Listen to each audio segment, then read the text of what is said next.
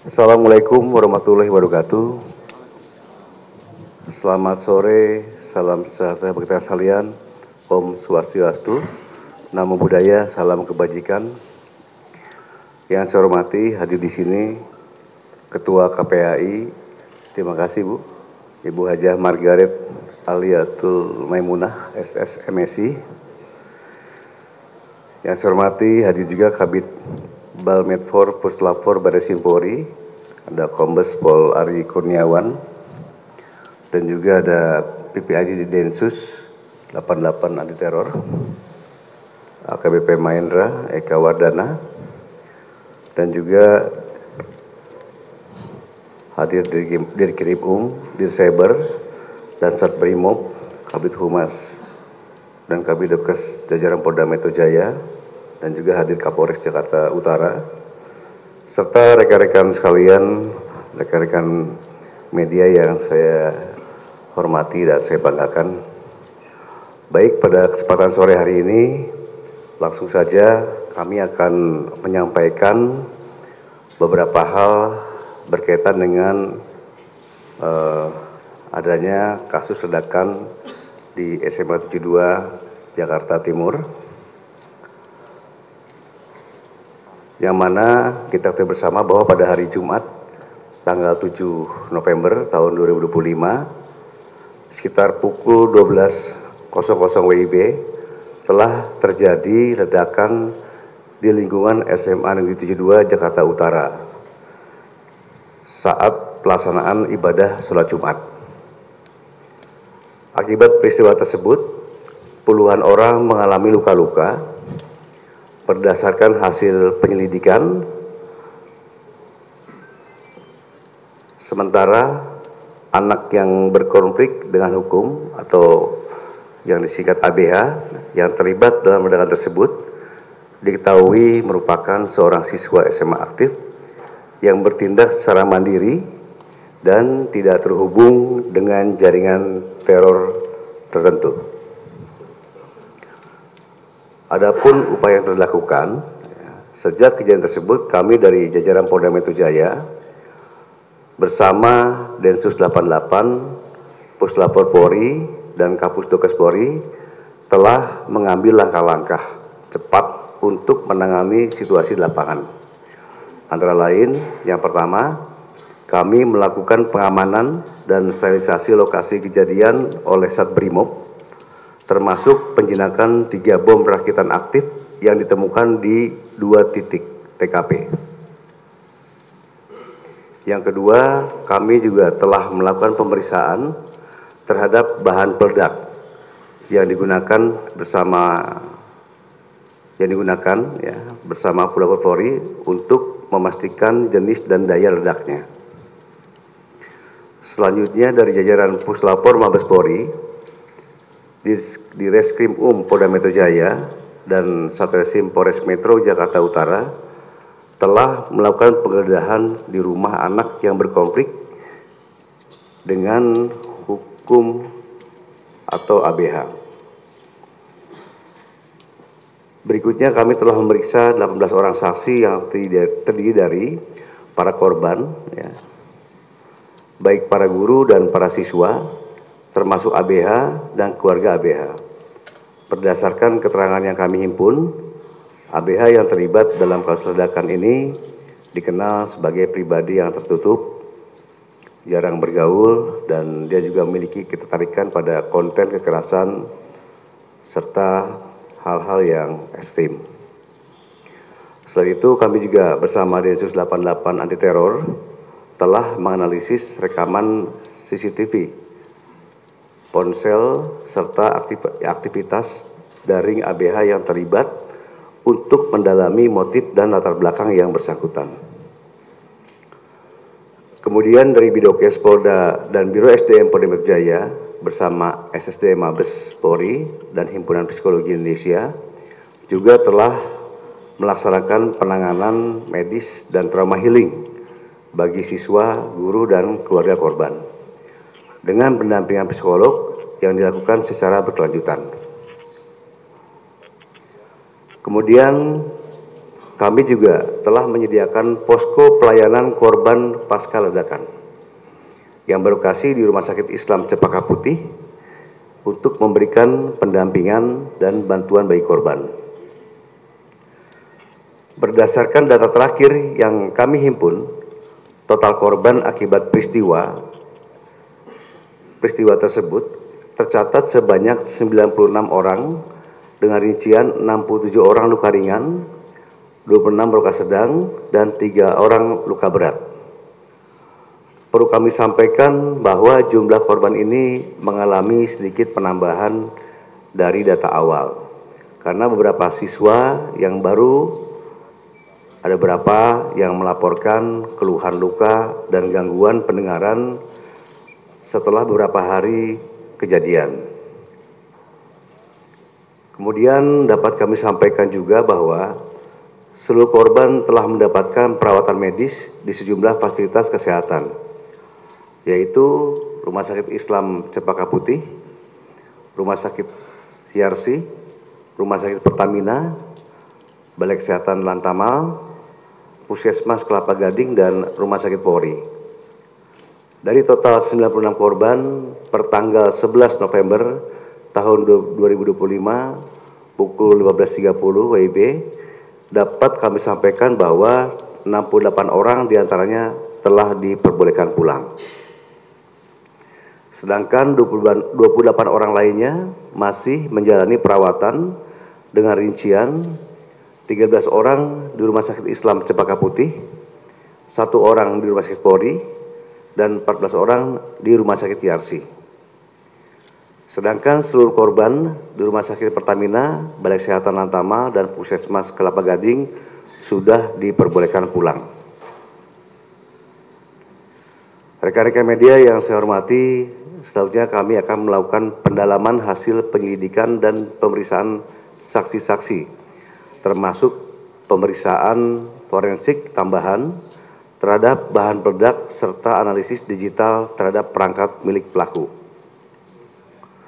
Untuk saat ini, ya, demikian yang bisa saya sampaikan sebagai pembuka. Nanti penjelasan selengkapnya akan disampaikan oleh tim yang hadir pada kesempatan sore hari ini. Mungkin Pak Kabid Humas silakan disampaikan. Terima kasih Bapak Kapolda. Tadi rekan-rekan sudah kita simak bersama pembukaan dari Bapak Kapolda Metro Jaya secara runtun dan komprehensif. Kita akan mendengarkan bersama penjelasan dari Satuan Kerja Kepolisian yang bekerja menangani perkara ledakan di lingkungan SMA 72 Kelapa Gading. Kami beri waktu kepada pihak Brimob untuk sterilisasi. Bisa menjelaskan?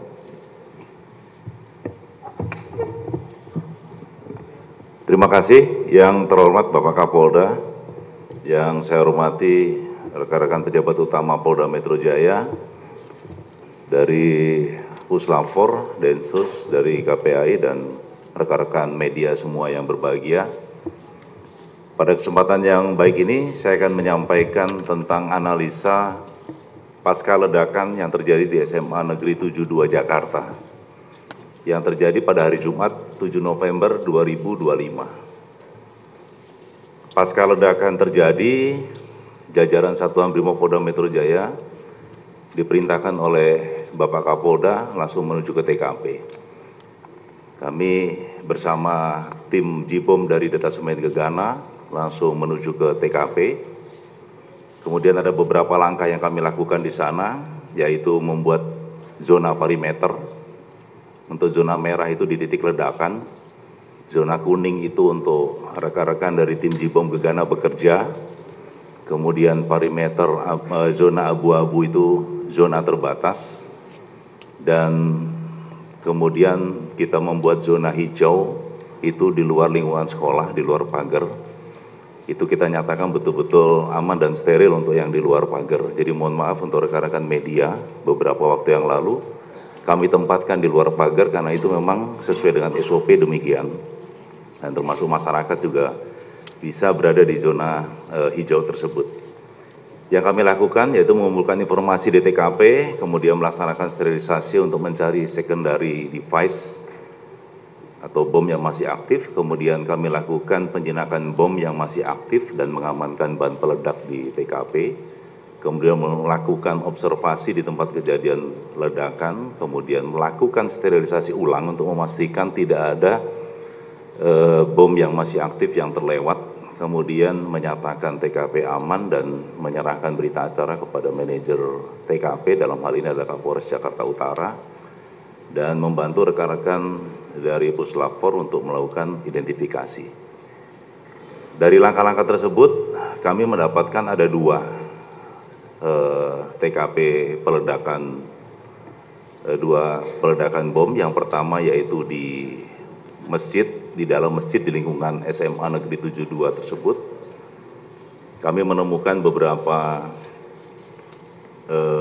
barang bukti seperti serpihan plastik, kemudian ada 2 krater atau 2 kawah ledak yang ada di dalam masjid tersebut. Kemudian kami temukan paku, kemudian ada juga potongan tas, kemudian ada switching rocker dan seterusnya yang berkaitan dengan benda yang diledakkan oleh terduga. Namun yang perlu kami sampaikan kepada rekan-rekan media, di sana ada 2 krater, artinya ada 2 kawah ledak yang kami temukan di TKP. Berarti kemungkinan diduga memang ada 2 bom yang diledakkan di dalam masjid.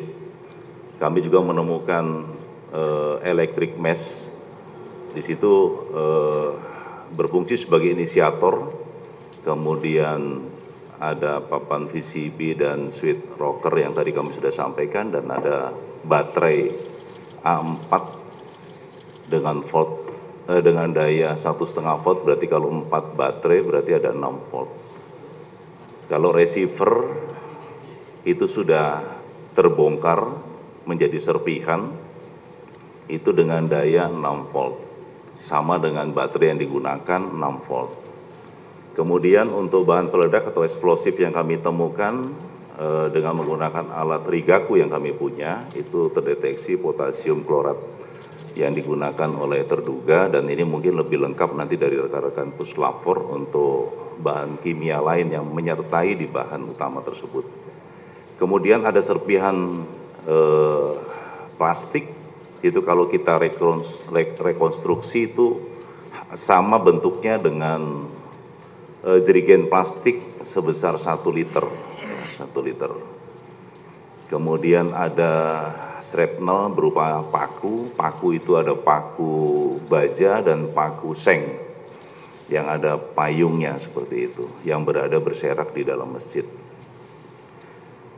Dari beberapa barang bukti kita analisis bahwa power yang digunakan oleh terduga itu dengan menggunakan 4 buah baterai A4, kemudian inisiatornya adalah electric mesh, kemudian eksplosifnya mengandung potasium klorat, kemudian switchingnya menggunakan receiver yang dikendalikan dengan remote.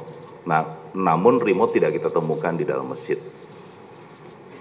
Kemudian casingnya itu jerigen plastik 1 liter dan kemudian shrapnelnya paku.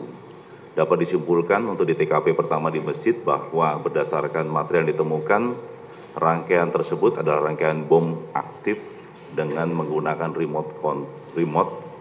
Hal tersebut disesuaikan dengan ditemukannya 4 buah baterai transmitter dan bagian receiver yang menggunakan daya 6 volt. Jadi antara power dengan receiver itu ada kesesuaian, dayanya 6 volt.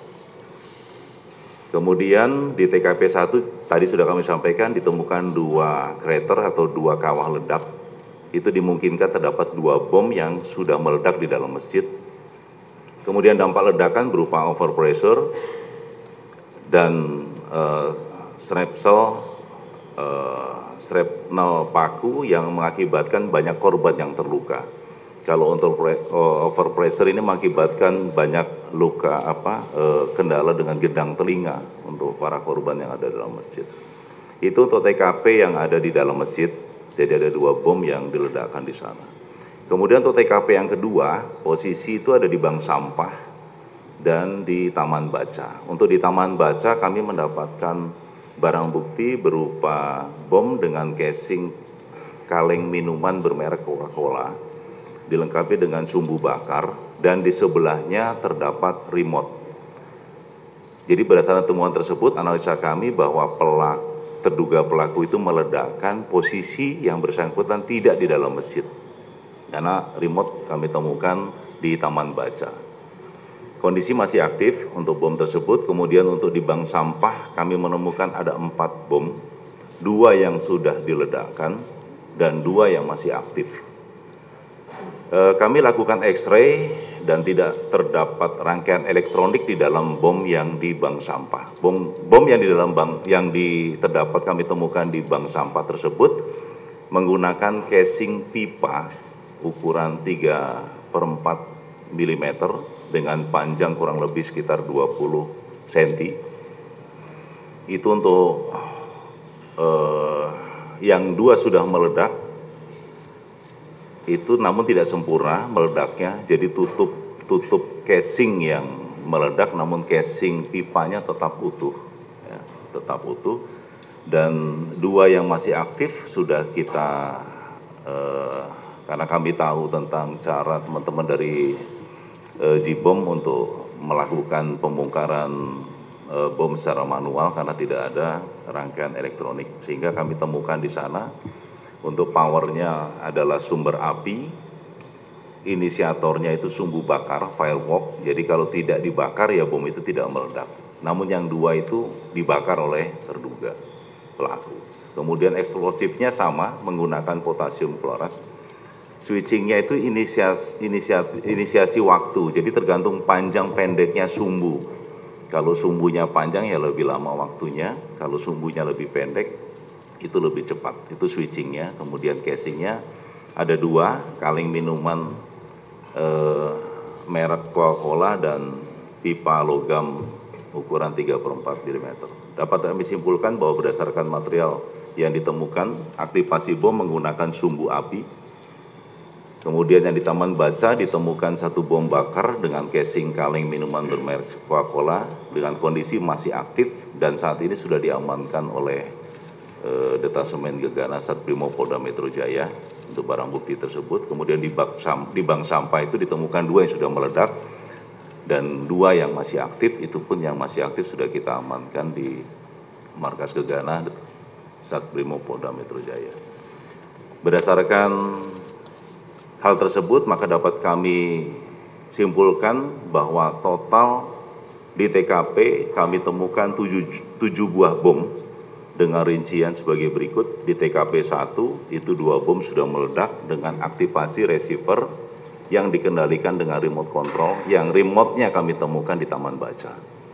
Kemudian di TKP kedua ditemukan 2 bom sumbu bakar dengan casing pipa 3/4 inci, kondisi sudah meledak namun tidak sempurna atau low order sehingga hanya tutupnya saja yang hancur. Nah, ini berkesesuaian juga dengan terduga ada bagian tubuhnya yang luka di sana. Kemudian 2 bom sumbu bakar dengan casing pipa logam 3/4 inci, kondisi masih aktif. Dan 1 buah bom sumbu bakar dengan casing kaleng minuman merek Coca-Cola juga kondisi masih aktif. Jadi dari 7, 4 yang meledak, 3 yang masih aktif sudah kita amankan di markas Gegana Satuan Brimopolda Metro Jaya. Demikian rekan-rekan media yang dapat kami sampaikan. Kami kembalikan ke Bapak Kabid Humas. Terima kasih. Terima kasih Bapak Dansat Brimob, tadi sudah menjelaskan tentang jumlah bom dan kondisi pada saat sterilisasi. Kita selanjutnya mendengarkan bersama-sama bagaimana Puslapor Mabes Polri pada saat melaksanakan olah TKP setelah lokasi disterilkan pihak Jibom Satuan Gegana. Silakan Kombes Ari dari Puslapor. Bismillahirrahmanirrahim. Assalamualaikum warahmatullahi wabarakatuh. yang terhormat Bapak Kapolda Metro Jaya, rekan-rekan pejabat utama yang saya hormati Ibu Ketua KPAI. Kami dari Pusat Laboratorium Forensik sesuai dengan SOP melaksanakan olah tempat kejadian perkara. Dalam hal ini adalah kasus peledakan. Ada langkah-langkah yang memang kami lakukan setelah TKP dinyatakan steril oleh Gegana, maka tim kami dari Pusat Laboratorium Forensik akan melakukan olah TKP. Dari olah TKP yang kami laksanakan, baik di TKP 1, TKP 2, maupun rumah anak yang berkonflik dengan hukum, didapatkan hasil bahwa di TKP 1 terdapat residu bahan peledak dengan kekuatan rendah atau low explosive. Kemudian pada TKP 2 maupun bahan yang didapat dari bom yang belum meledak, kita analisa di laboratorium forensik, kita mendapatkan hasil bahan peledak yang memiliki kekuatan rendah atau low explosive. Kemudian selanjutnya kita juga melakukan pemeriksaan di rumah anak yang berkonflik dengan hukum. Di sana kita juga mendapatkan bahan-bahan peledak yang memiliki kekuatan ledak yang rendah atau low explosive. Dengan kata lain bahwa bahan yang ada di TKP 1 di dalam masjid ataupun di TKP 2 di samping bank sampah itu ada kesesuaian dengan bahan-bahan yang ada di rumah anak yang berkonflik dengan hukum. Itu hasil yang kami lakukan pemeriksaan sampai saat ini, dan hasil itu akan kami rangkum dan kita simpulkan karena memang hasilnya sudah final dari laboratorium forensik. Untuk selanjutnya nanti akan kita berikan kepada penyidik untuk diproses selanjutnya. Saya kira itu yang bisa kita sampaikan. Terima kasih dan saya kembalikan kepada Bapak Kabid Humas. Terima kasih Pak Kombes Ari dari Puslapfor tadi menjelaskan bagaimana pengolahan barang bukti secara scientific investigation. Kita dengar secara bersama-sama. Saat sekarang kita memberi ruang bagi Direktur Siber tentang pengolahan CCTV untuk kita bisa sama-sama mengetahui sehingga tidak ada informasi yang bias. Waktu kami berikan digital forensik terhadap temuan kami dari 2 barang bukti DVR yang kami terima dari penyidik, dalam hal ini Polres Metro Jakarta Utara. Yang pertama adalah 2 DVR ini adalah DVR yang dipakai atau yang digunakan sebagai media untuk merekam seluruh CCTV yang berada di lokasi SMA 72 Jakarta Utara, di mana tempat terjadinya kejadian pada hari Jumat tanggal 7 November. Yang pertama adalah CCTV dengan merek Hilux, itu berupa 1 buah DVR, dan di dalamnya itu terdapat 1 buah hard disk merek Seagate, kapasitas 2 TB, terdapat 16 channel yang tersimpan di dalam DVR tersebut. Kemudian yang kedua, CCTV dengan merek Hikvision, ini terdapat 1 buah hard disk merek Seagate kapasitas 4 TB, dan di dalamnya terdapat 32 channel kamera yang ada. Kemudian lanjut bahwa di dalam proses ini kami juga mengadakan proses yang dinamakan kalibrasi waktu atau penyesuaian waktu, di mana untuk DVR dengan merek Hilux itu menggunakan sistem waktu atau time system UTC ya. Jadi UTC itu Time Coordinated Universal plus 08 yang tersimpan secara sistemnya. Tetapi secara real time device tersebut sebenarnya adalah mengikuti UTC plus 07. Dalam hal ini lebih daripada 1 jam real time-nya. Kemudian yang kedua, DVR Hikvision itu kami melakukan kalibrasi waktu. Sistem yang terdaftar atau yang tercatat di dalam DVR tersebut adalah UTC 07, sementara real time-nya adalah kurang daripada 5 menit. Jadi nanti kami akan jelaskan di dalam perkembangannya. Jadi yang pertama, mungkin bisa dilihat tampilan gambar di depan di layar. Ini dimulai ketika anak yang berkonflik dengan hukum. Ini mohon maaf tidak untuk disalahgunakan secara gambar, tetapi supaya rekan-rekan media paham dan mengerti apa yang terjadi sebenarnya pada saat itu. Pada waktu CCTV menunjukkan pukul 7.28, sebenarnya waktu aktual atau real time-nya adalah 06.28/4. Itu anak yang berkonflik dengan hukum atau dengan anak memasuki gerbang sekolah SMA 72 Jakarta menggunakan seragam sekolah dengan menggendong tas punggung warna merah dan menenteng tas warna biru pada tangan kirinya, serta memakai sepatu hitam dan berjalan ke arah kiri kamera.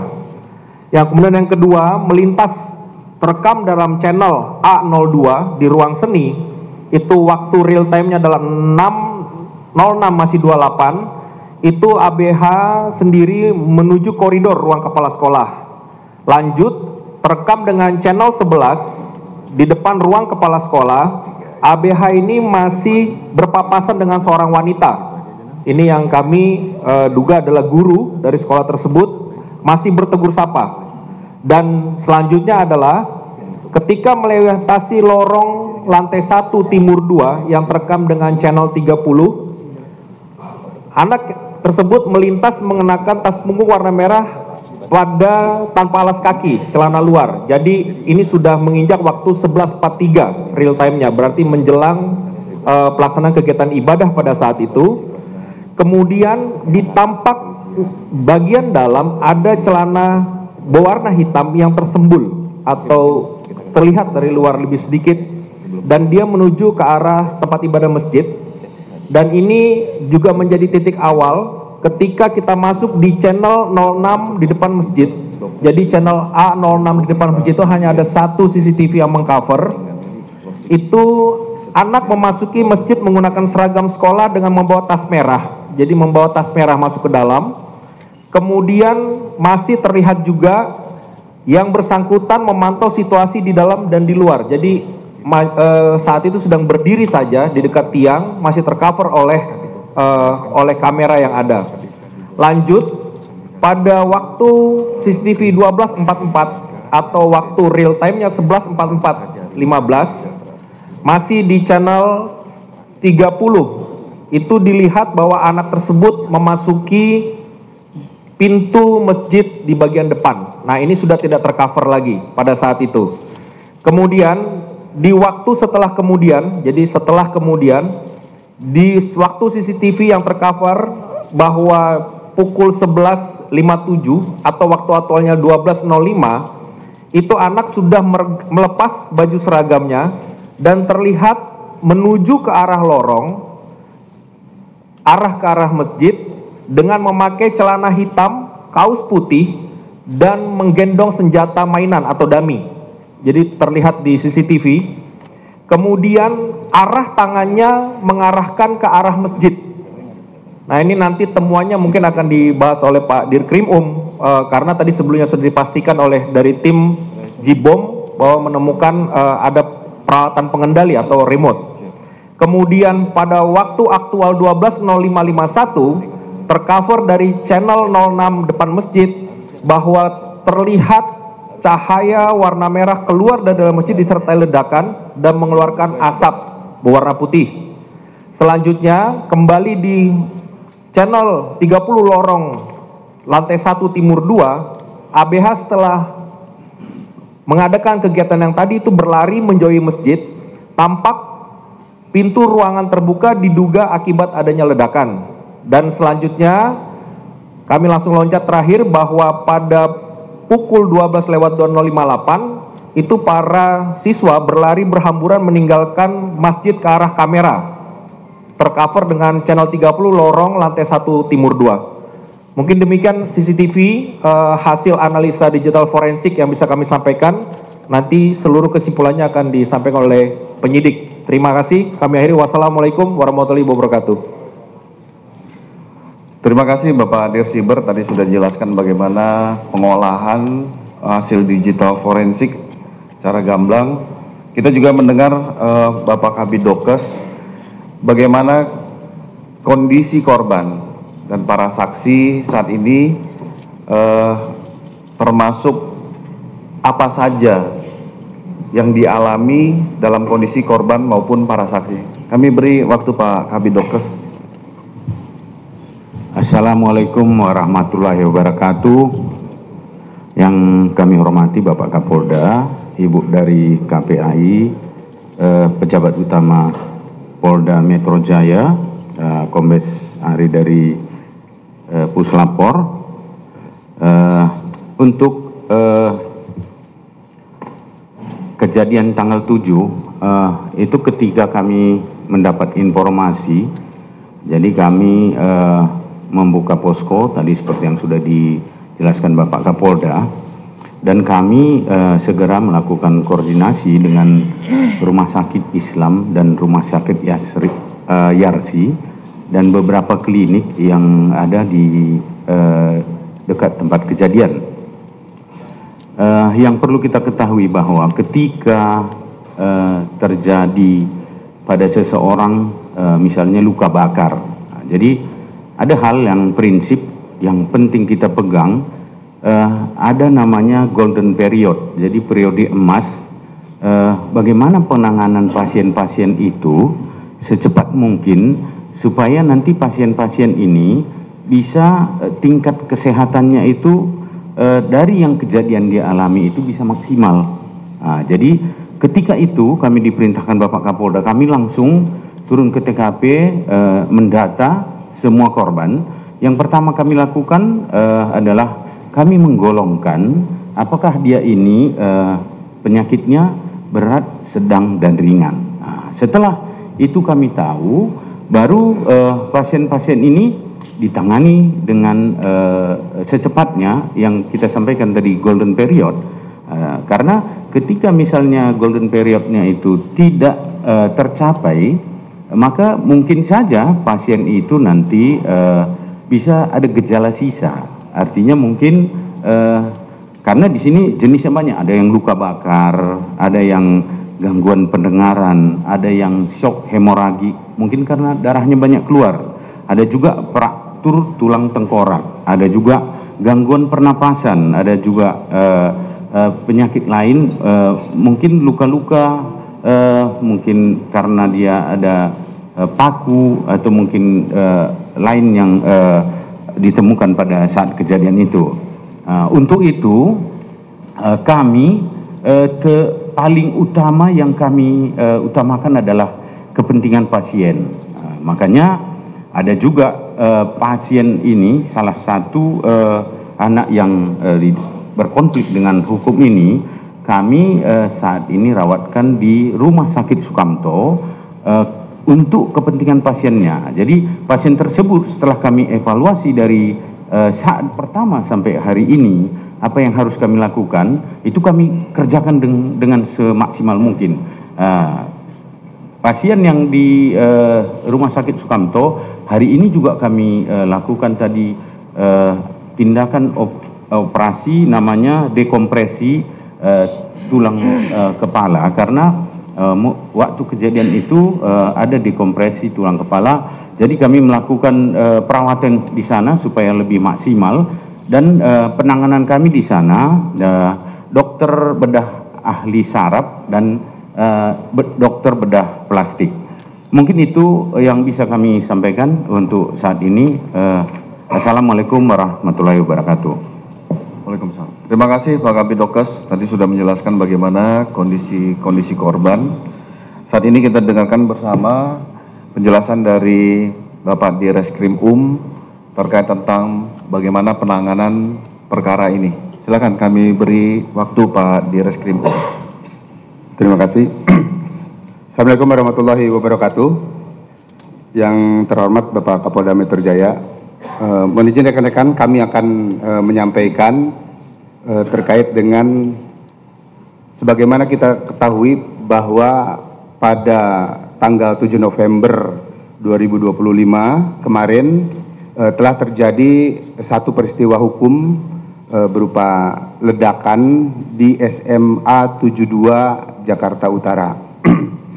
Pasca terjadi ledakan tersebut, selanjutnya kami dari tim penyidik Direktorat Reserse Kriminal Umum Polda Metro Jaya melakukan langkah-langkah penyelidikan dalam upaya penyidikan terhadap peristiwa hukum tersebut. Beberapa petunjuk, alat bukti, dan keterangan saksi sudah kami kumpulkan. Kemudian terhadap petunjuk dan bukti-bukti yang ditemukan, baik itu di TKP pertama maupun di TKP kedua, selanjutnya kami lakukan uji laboratoris di Laboratorium Kriminal Forensik Polri.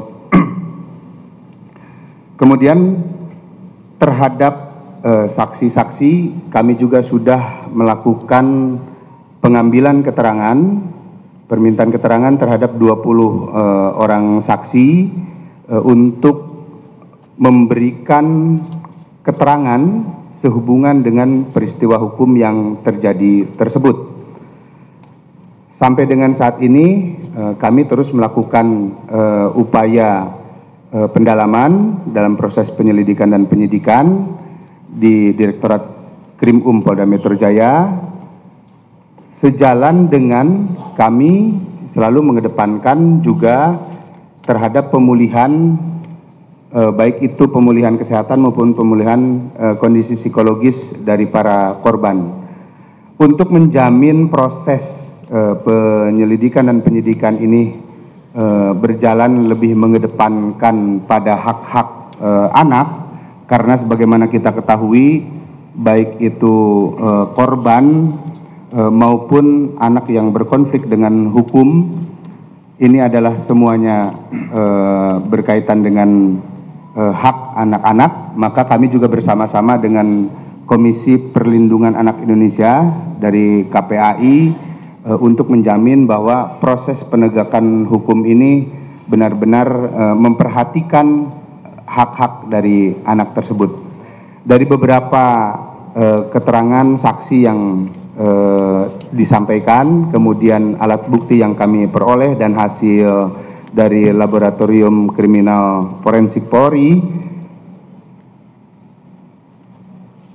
terdapat dugaan ada perbuatan melawan hukum yang patut diduga melanggar norma hukum sebagaimana diatur dalam pasal 80 ayat 2 junto 76C Undang-Undang Perlindungan Anak maupun pasal 355 KUHP dan pasal 187 KUHP serta pasal 1 ayat 1 Undang-Undang Darurat Republik Indonesia. Sampai dengan saat ini kami terus melakukan pengembangan terhadap temuan-temuan dalam proses penyidikan tersebut. Lalu kemudian ada hal yang menarik juga di dalam proses penyidikan yang kami peroleh dari hasil penggalian keterangan maupun petunjuk-petunjuk yang ada, bahwa yang bersangkutan anak berkonflik dengan hukum ini terdapat dorongan untuk melakukan peristiwa hukum tersebut. Dorongannya di mana yang bersangkutan merasa sendiri, kemudian merasa tidak ada yang menjadi tempat untuk menyampaikan keluh kesahnya, baik itu di lingkungan keluarga, kemudian di lingkungannya itu sendiri maupun di lingkungan sekolah. Ini yang menjadi perhatian kami juga bersama dengan KPAI untuk menyikapi hal tersebut. Saya kira itu yang dapat kami sampaikan pada kesempatan sore hari ini. Terima kasih. Assalamualaikum warahmatullahi wabarakatuh. Terima kasih Pak Direskrim Tadi kita dengar bersama bagaimana kita juga harus mengedepankan hak-hak anak. Kami juga mengingatkan pada seluruh masyarakat dan rekan-rekan media, ada ruang privasi yang harus kita jaga. Selanjutnya kita akan mendengarkan dari Densus 88 terkait tentang analisa jaringan dan motif. Kami berikan waktu pada rekan-rekan dari Densus. Baik, Terima kasih Pak Kabid Humas. Assalamualaikum warahmatullahi wabarakatuh. Selamat sore, salam sejahtera untuk kita semua. Yang terhormat Bapak Kapolda Metro Jaya, perwakilan dari KPAI, kemudian PJU Polda Metro Jaya, dari Puslapor, dan seluruh narasumber yang hadir pada sore hari ini. Terkait dengan insiden yang terjadi pada 7 November 2025, Densus 88 melaksanakan pengecekan TKP bersama dengan penyidik Polda Metro Jaya maupun tim yang sama-sama melakukan TKP di lapangan secara terpadu, kemudian melakukan pemeriksaan dan analisa device yang dimiliki oleh ABH, melaksanakan pemeriksaan tersangka dan saksi-saksi, koordinasi antar stakeholder, melakukan pengecekan database dan analisis device, serta melakukan gelar perkara. Terhadap insiden yang terjadi di Seman 72 Jakarta ini menunjukkan bahwa hari ini ada fenomena global yang terjadi di berbagai negara, tidak luput di negara kita. Jadi adanya komunikasi yang transnasional membuat anak-anak muda menjadi mudah juga rentan terpapar berbagai aliran kekerasan yang berkembang di dunia maya. Kemudian terkait dengan analisa, sebagaimana sudah disampaikan oleh Bapak Dirkrim saksi, alat bukti semua sudah didapat, dan Densus 88 melakukan cek watchlist yang dimiliki oleh Densus 88 terkait dengan jaringan teror, baik itu global, regional maupun domestik, dan sampai dengan saat ini tidak ditemukan adanya aktivitas terorisme yang dilakukan oleh ABH. Jadi murni tindakan yang dilakukan adalah tindakan kriminal umum ya. Jadi kalau di dalam komunitas kekerasan ini ada istilah memetic violence daring. Nah ini memang kalau rekan-rekan lihat di dalam senjata airsoft gun di permukaannya ditulis berbagai macam nama tokoh maupun ideologi yang berkembang hampir di beberapa benua, yaitu di Eropa maupun di Amerika. Akan tetapi sekali lagi yang bersangkutan hanya melakukan copycat atau peniruan saja, karena itu sebagai inspirasi yang bersangkutan melakukan tindakan.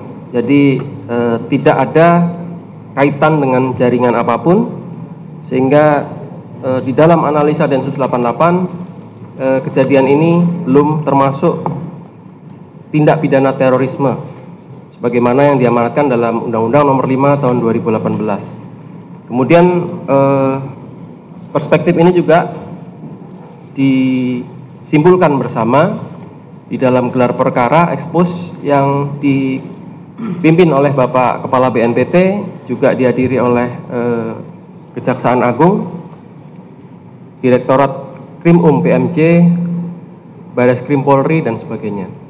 Jadi demikian terkait dengan analisa perkara ini terkait dengan jaringan terorisme atau tidak. Terima kasih. Kami kembalikan pada Bapak Kabid Humas. Terima kasih penjelasan dari AKBP Mahendra dari Densus 88. Kami tekankan kembali bahwa insiden ini ABH tidak ditemukan dan tidak terafiliasi dalam jaringan teror. Saat ini hadir juga dari KPAI, kita akan beri waktu kepada Ibu Haja Margaret untuk bisa menyampaikan. Terima kasih. Assalamualaikum warahmatullahi wabarakatuh. Selamat sore dan salam sejahtera untuk kita semua. Yang saya hormati Bapak Kapolda beserta seluruh narasumber dan juga rekan-rekan media. Pertama-tama tentu mohon izin saya memberikan apresiasi terlebih dahulu. Yang pertama kepada seluruh layanan kesehatan, ada di sekitar 5 atau 6 ya, yang sudah membantu upaya penanganan medis kepada anak-anak korban, sekitar 96 anak. Kemudian juga apresiasi yang mendalam juga untuk para pihak yang sudah membantu pendampingan psikologis yang sudah diberikan kemarin pada hari Senin kepada seluruh siswa, termasuk siswa yang sedang rawat inap, baik yang dilakukan oleh HIMSI, psikolog dari Polri maupun unit PPA. Kemudian juga apresiasi kepada seluruh pihak yang hari ini sudah menyampaikan dari hasil penyidikan. Saya kira ini luar biasa ya, dalam waktu tidak sampai seminggu kita sudah mendapatkan jawaban dari apa yang menjadi motivasi dan kondisi dan lain sebagainya. Berikutnya kami ingin menyampaikan beberapa hal yang sudah dilakukan KPAI terkait dengan kejadian ini. Alhamdulillah dari sejak hari Jumat sampai hari ini kita masih melakukan pemantauan. Hari Jumat kita langsung datang ke rumah sakit, hari Sabtu masih ke rumah sakit, hari Minggu kita mengikuti rakor dengan beberapa pihak untuk membincang terkait dengan bagaimana implementasi pendampingan psikologis, siapa saja pihak-pihak yang terkait, dan kemudian bagaimana keberlanjutan proses belajar di SMA 72. Kemudian hari Senin kita melakukan kunjungan pengawasan ke sekolah, kemudian juga masih di beberapa rumah sakit yang terdapat anak-anak rawat inap di sana. Dari hasil pengawasan dan juga koordinasi dari beberapa pihak, termasuk juga mendengarkan yang tadi sudah disampaikan oleh seluruh narasumber ini. Kalau dari KPAI tentu kami fokus terkait dengan bagaimana perlindungan dan pemenuhan hak anak-anak yang menjadi korban dari kasus ini. Yang utama tentu adalah penanganan medis yang sudah dilakukan kepada yang menjadi korban mengalami luka fisik. Yang kedua, penanganan psikologis yang juga sudah dilakukan dan sudah dipastikan itu sudah berjalan dan dilakukan kepada seluruh anak-anak yang menjadi korban, tidak terbatas pada anak korban yang mengalami luka, tapi kepada semua anak korban yang ada di atau yang mendapatkan trauma atau masalah psikologis yang ada di SMA N72, dan alhamdulillah sudah dilakukan oleh beberapa pihak. Nah, berikutnya tentu berkaitan dengan anak yang berhadapan dengan hukum. Kalau kemarin mungkin kita semua baru dugaan, tapi hari ini dari semua narasumber sudah menyampaikan terkait dengan kondisi pelaku di mana masih dalam masuk kategori usia anak karena belum 18 tahun, maka tentu ini masuk dalam kelompok anak berhadapan dengan hukum.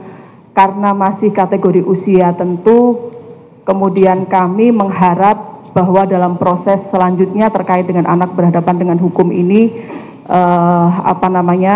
dilakukan dengan mengacu pada Undang-Undang Nomor 11 Tahun 2012, yaitu tentang Sistem Peradilan Pidana Anak, juga Undang-Undang Perlindungan Anak, di mana lebih mengutamakan pada proses diversi dan juga keadilan restorasi. Ini saya kira sudah banyak sekali dan beberapa kali kita sudah menyampaikan, karena alhamdulillah KPAI dengan pihak kepolisian ini punya kolaborasi yang cukup bagus dalam penanganan terkait dengan anak berhadapan dengan hukum. Yang kemudian juga harus dipastikan bahwa anak-anak yang berhadapan dengan hukum ini tidak mendapatkan perlakuan yang tidak manusiawi, dan juga apa yang dilakukan tentu berperspektif pada anak untuk kepentingan terbaik anak, tidak bisa disamakan perlakuannya dengan orang dewasa yang melakukan tindak pidana hukum.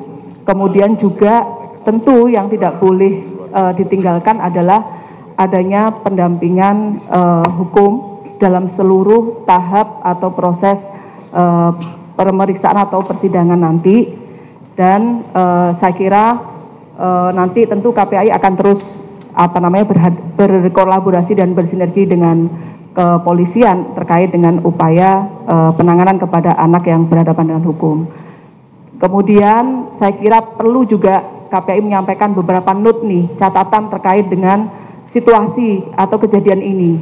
Saya kira pertama tentu yang harus menjadi highlight adalah bagaimana upaya peningkatan perlindungan dan keamanan anak di lingkungan satuan pendidikan. Di satuan pendidikan mesti memastikan bahwa anak-anak di sana itu bisa belajar, bisa berinteraksi, tidak mendapatkan kekerasan gitu ya, harus mampu dipastikan seperti itu. Dan tentu belajar dari kasus ini, kita akan kembali melakukan upaya-upaya penguatan terkait dengan implementasi sekolah ramah anak dan juga implementasi secara optimal dan maksimal terkait dengan keberadaan tim pencegahan dan penanganan kekerasan di satuan pendidikan. Yang jelas hari ini yang berada di lingkungan satuan pendidikan tidak boleh abai terkait dengan kesehatan mental anak-anak dan tidak boleh hanya fokus pada bagaimana kegiatan belajar berlangsung, tetapi juga terkait dengan aktivitas anak ketika di luar jam belajar. Yang kedua, anak-anak tentu membutuhkan adanya support yang kuat dari semua yang berada di lingkungan terdekatnya, terutama tentu keluarga, orang tua, dan juga termasuk lingkungan terdekat di satuan pendidikan. Maka kita selalu menyampaikan, mari kita melakukan upaya penguatan, pengawasan kepada aktivitas anak-anak kita, tidak hanya di dunia nyata tetapi juga termasuk aktivitas yang ada di dunia cyber atau di media sosial anak-anak ini. Dan kemudian juga tadi karena disampaikan oleh pihak cyber bahwa ada konten-konten yang juga bermuatan negatif karena mengandung karena terkait dengan kasus ini adalah bermuatan kekerasan, ini tentu juga menjadi atensi kita untuk menguatkan proteksi pelindungan anak dari berbagai konten negatif, yaitu salah satunya adalah kekerasan dan tentu muatan negatif lainnya, misalnya pornografi, misalnya judi online, dan lain sebagainya. Saya kira mungkin itu yang bisa saya sampaikan. Terima kasih. Assalamualaikum warahmatullahi wabarakatuh. Waalaikumsalam. Terima kasih dari Ibu KPAI. Kita break sebentar. Kita mendengar sama-sama kumandang azan maghrib.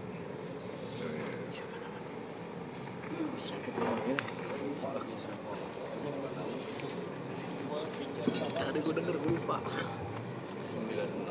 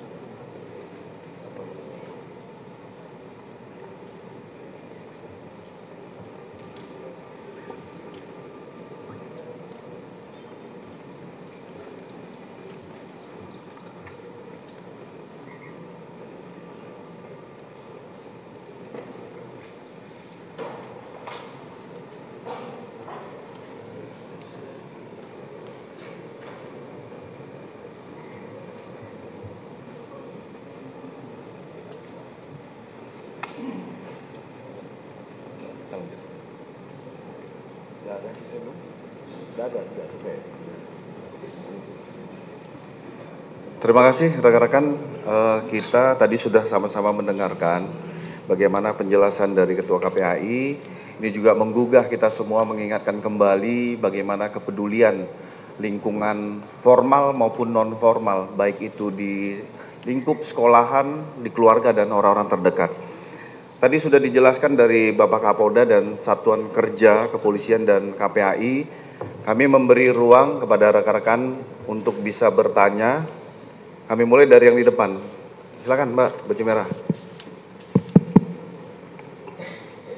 Halo Pak, Virgi dari TV One. Pak mau bertanya, tadi kan di CCTV itu pada saat ledakan di dalam masjid yang ada cahaya warna merah, itu anak yang berhubungan dengan konflik atau berhadapan dengan konflik itu masih mengelilingi area sekolah. Nah, beliau itu terkena luka, jelasnya di TKP mana dan apakah kondisinya sekarang itu luka berat, luka ringan dan maksudnya gimana kondisi yang bersangkutan. Dan yang kedua, apakah motif dari anak yang berkonflik dengan hukum ini memang juga ikut meledakkan dirinya bersamaan atau memang ledakan tersebut tidak sengaja mengenai dirinya? Sejauh ini itu sih Pak. Terima kasih.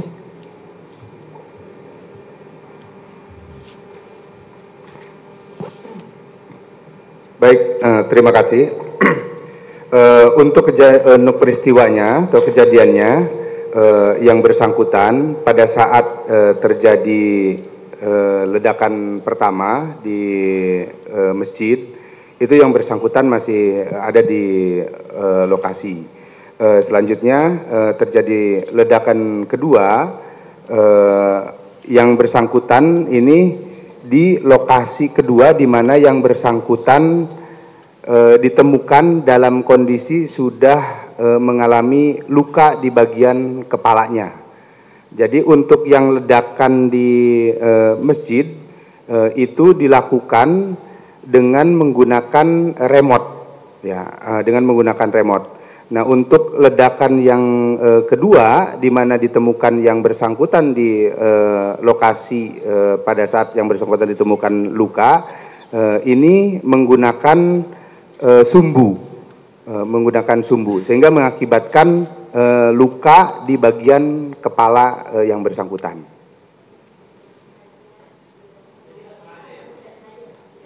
Enggak, sengaja. Iya, ada maksud. Ada maksud, masih motif maksudnya yang bersangkutan meledakkan itu di bagian kepalanya, kami masih melakukan pendalaman, karena kami saat ini sedang mengedepankan pemulihan baik itu kesehatan maupun psikologis yang bersangkutan. Sudah dilakukan operasi upaya pemulihan ya, yang sebagaimana tadi sudah dijelaskan oleh dokter dari Pusdokes Polri. Oke.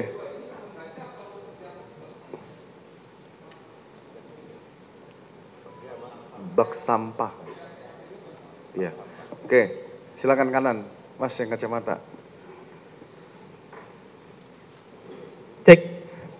Ya, selamat sore Pak Kapolda dan Pak Kabid, izin. Saya Irfan dari IDN. Ini terdapat dua pertanyaan ya Pak. Yang pertama, kan ini ada 7 bom ya Pak yang dibawa ABH ini. Kemudian 3 gagal meledak. Nah ini kan artinya terdapat tingkat keberhasilan 50% lebih begitu Pak. Ini apakah memang ABH ini sebelumnya sudah banyak merakit bom, kemudian akhirnya memutuskan membawa yang 7 ini. Apakah demikian? Apakah demikian? Kemudian berapa lama waktu yang dibutuhkan ABH untuk merakit 1 bom ini, Pak? Itu pertanyaan pertama. Yang kedua, ABH ini kan merakit sendiri bermodal tutorial di internet, begitu ya, Pak? Nah, apakah polisi telah mendapatkan situs yang dimaksud dan bagaimana koordinasi Polda Metro dengan misalnya Komdigi untuk memblokir situs tersebut? Terima kasih Pak.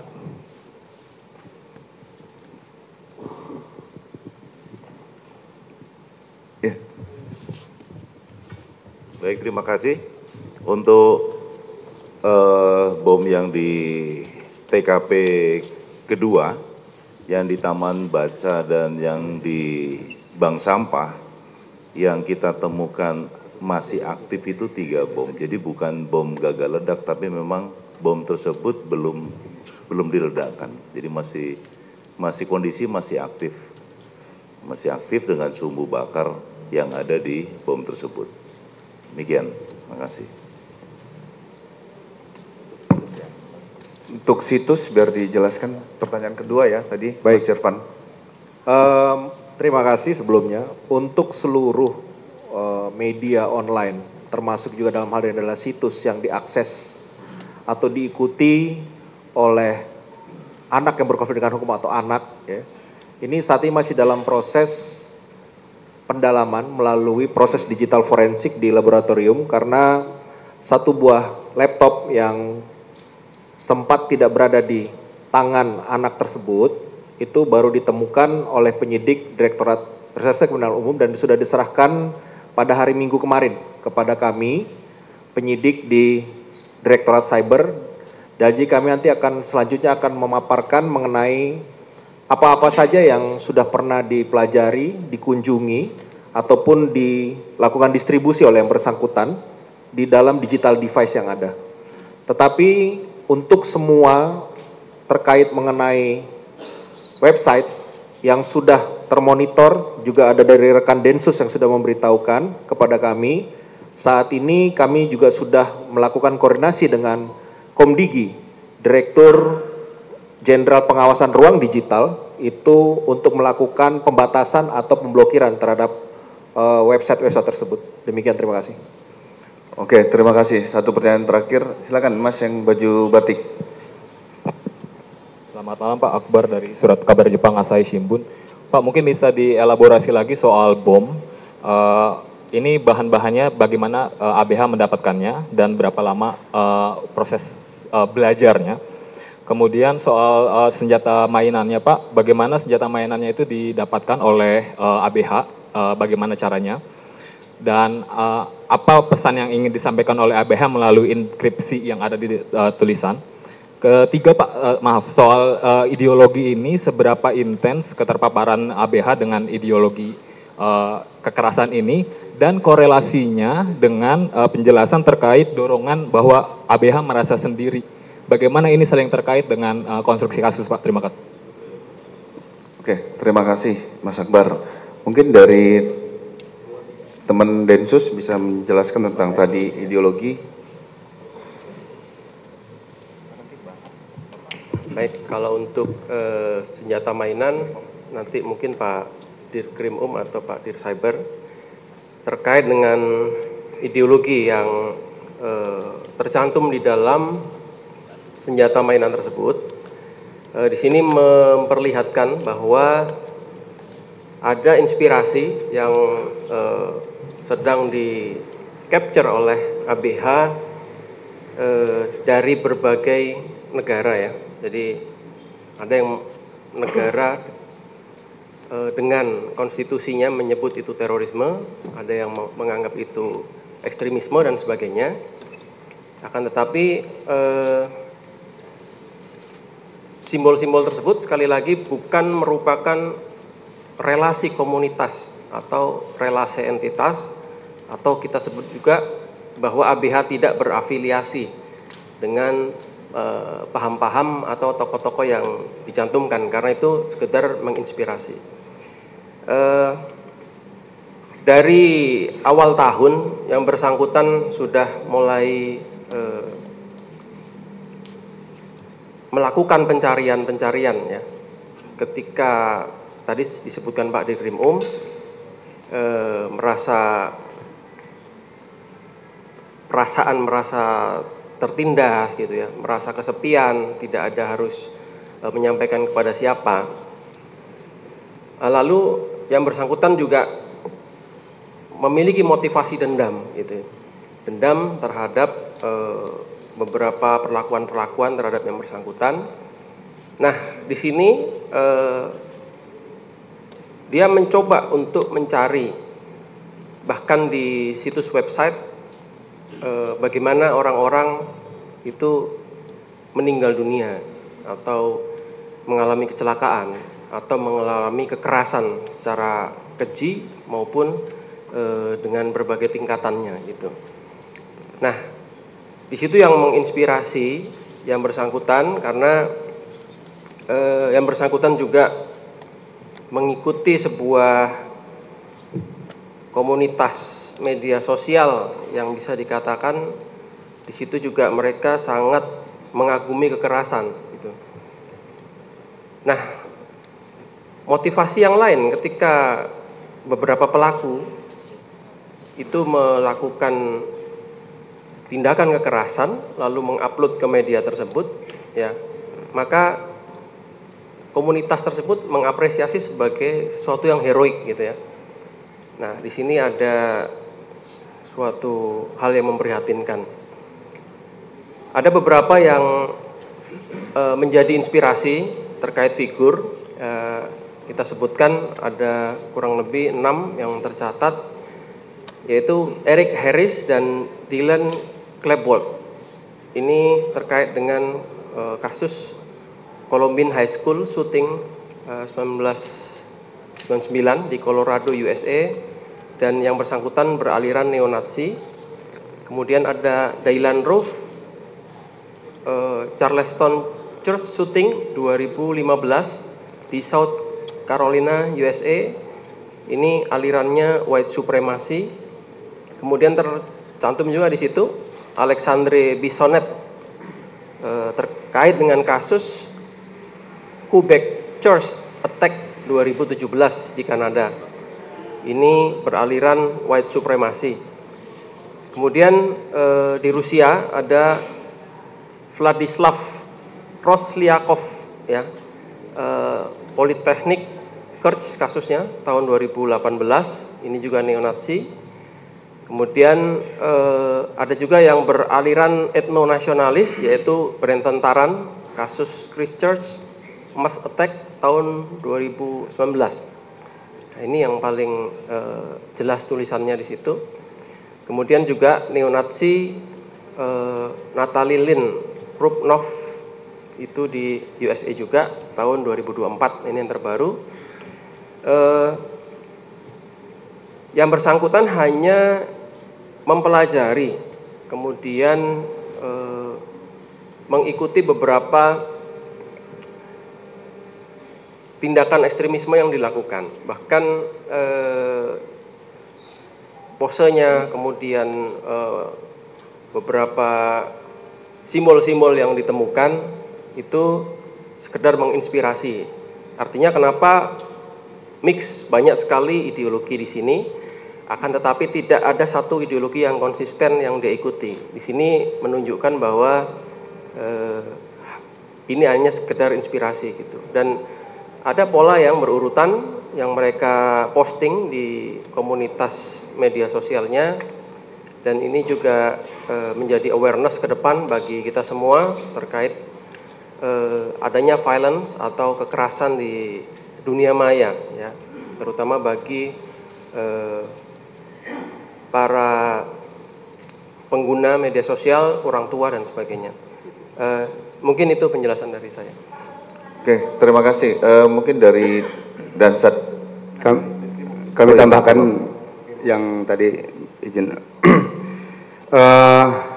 Sebagaimana tadi sudah disampaikan, yang pertama berkaitan dengan yang bersangkutan mengalami atau merasa kesendirian.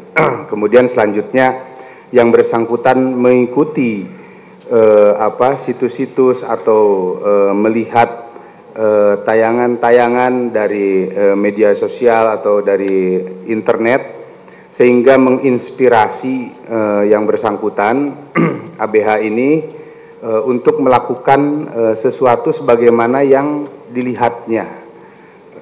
Ini kami peroleh dari hasil analisa terhadap petunjuk-petunjuk dan alat bukti yang kami dapatkan selama proses penyelidikan dan penyidikan, serta ditunjang dengan keterangan dari saksi-saksi yang sudah memberikan keterangannya kepada kami. Kemudian tadi ada pertanyaan dari mana sumber atau bagaimana ABH ini memperoleh barang-barang yang dibutuhkan tersebut. Dalam hal ini kami masih menunggu dari ABH tersebut, karena sampai dengan saat ini yang bersangkutan masih menjalani perawatan. Sudah dilakukan 1 kali operasi tindakan medik terhadap yang bersangkutan, dan saat ini masih menjalani juga operasi yang kedua untuk memulihkan keadaan kesehatannya terlebih dahulu. Kenapa? Ya, kami masih akan melakukan pendalaman terhadap ABH tersebut, ya. Mohon diberikan waktu dulu.